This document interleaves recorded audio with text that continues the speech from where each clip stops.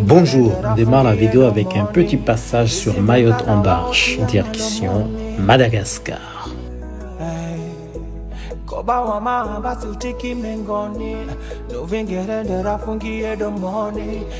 Alors, nous voici à Madagascar, précisément à Majinga, direction le lac sacré Mangatsa.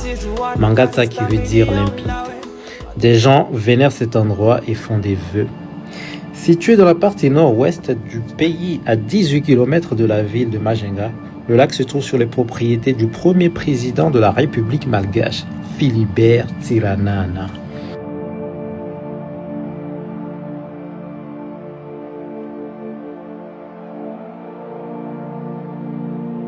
Nous voici maintenant au lac sacré Mangatsa.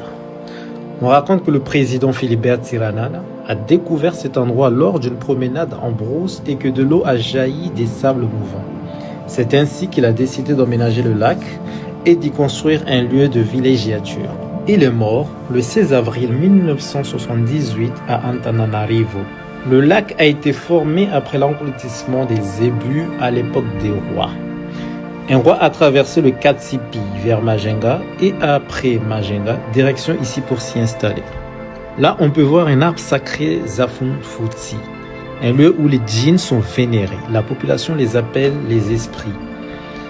Le lac sacré de Mangatsa détient une place importante dans la culture locale. Nombre de familles appartenant à l'ethnie Sakalava s'y rendent aujourd'hui encore pour déposer une offrande et faire un vœu en lançant une pièce dans le lac ou une assiette.